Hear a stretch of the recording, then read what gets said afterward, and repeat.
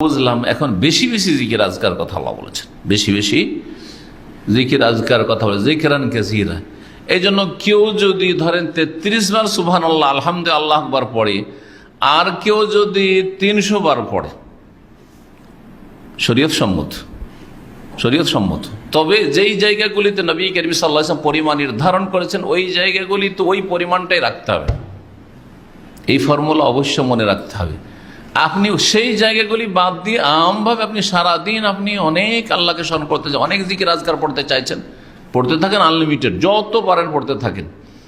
কিন্তু উদাহরণস্বরূপ 5 ওয়াক্ত নামাজের পরে যখন আপনি পড়বেন, তখন 33 বার সুবহানাল্লাহ, 33 বার আলহামদুলিল্লাহ, আর 33 বার আল্লাহু আকবার, আর কালিমা তাওহীদ লা ইলাহা ইল্লাল্লাহ ওয়াহদাহু লা শারীকা লাহু দিয়ে কি করবেন আপনি?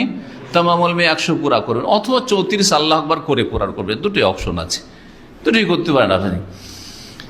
এখানে কিন্তু বাড়ানো যাবে না, যে 33 আমি 35 করবো, 100 করবো, হ্যাঁ, না।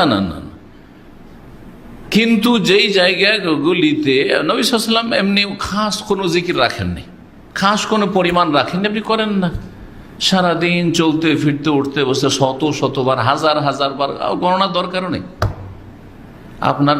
এইসব গণনার জন্য মালায়েকা ফেরেশতা লেগেই আছেন, আপনার গণনার দরকারই নেই। কিছু লোকেরা ভাবে যে আমি জিকির করছি শতবার, তো আমার তো তসবির লাগবে, অত কি করে হাত দিয়ে গণবো? আর এইগুলো গণার দরকারই নেই, তসবির দানা নিয়ে আপনি গণবেন। জি, কারণ তসবির দানাতে রিয়াকারী, লোক দেখানো একটা দিক আছে।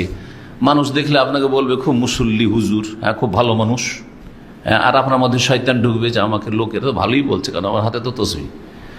আর তারপরে তসবি আজকাল অসৎ লোকেরাই বেশি হাতে নেই ঘুরে, হ্যাঁ, যারা যত পাপ করে তসবি দিয়ে ধর্ম ব্যবসা করে, দুনিয়ার ব্যবসা করে।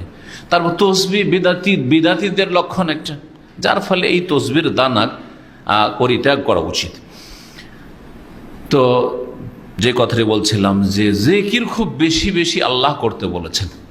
আল্লাহর জিকির সবসময় জিকির যদি অন্তর থেকে হয় তো সবসময় আল্লাহকে স্মরণে রাখা, এটা হচ্ছে যিকরুল কলব।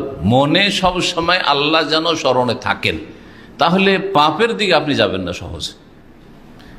জিকিরের অনেক উপকারিতা ইমাম ইবনুল কাইয়িম রাহমাতুল্লাহ আলাইহি উল্লেখ করেছেন, 100-এর বেশি।